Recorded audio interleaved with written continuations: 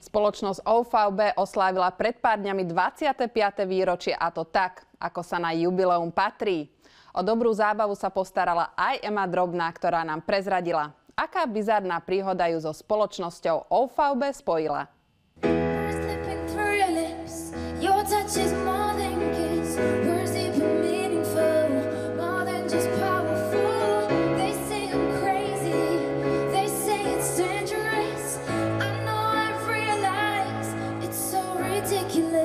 ...25 rokov na dobrej vlne. V tomto duchu sa niesla oslava 25. výročia založenia spoločnosti OVB na Slovensku. Bolo to 25 zaujímavých, náročných, ale jednoznačne úspešných rokov. Takmer 1 milión klientov a 6 000 finančných sprostredkovateľov hovorí za všetko. Myslím si, že pre mnohých našich ľudí je podnikanie z OVB doslova poslaním. Učíme ľudí zabezpečovať seba, svojich blízkych, zveľaďovať, chrániť svoj majetok, pripravovať sa na dôstojný dôchodok. Dalo sa povedať, že celých tých mojich 22 rokov, 25-ročnej histórie OVB, je to o vášni z tej emócie tých ľudí a vlastne tým pádom ma to aj naplňa tá moja práca, pretože prinášam ten rozvoj tým ľuďom. Vlastne to je princíp nášho podnikania, nášho obchodného modelu. Vybudovať, vyškoliť, zapracovať ľudí na neustále meniacom sa finančnom trhu.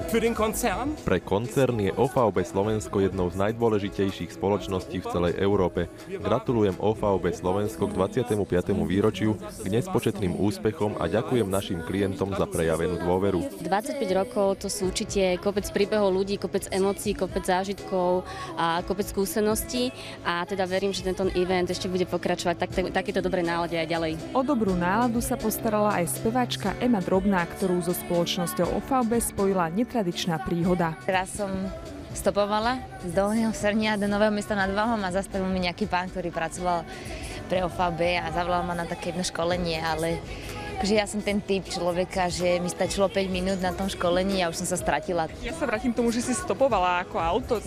Si nebála? Nebála som sa nikdy. Akože ja som prestopovala celkom veľa času môjho života, alebo taký, že dlhý úsek života môjho som stopovala, pretože mi to, neviem, nebála som sa. A boli sme vždycky dve, aspoň ja, nejaká kamarátka. A neviem, bolo to také aj zábava, aj sme sa prešli, keď nikto nezastavil.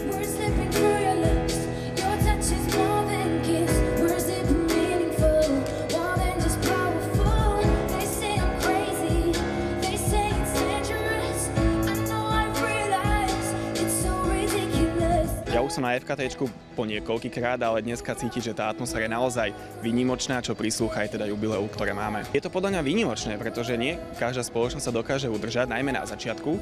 Ja teda z OVB podnikám zhruba polovicu tohto času a je to proste výborne strávený čas.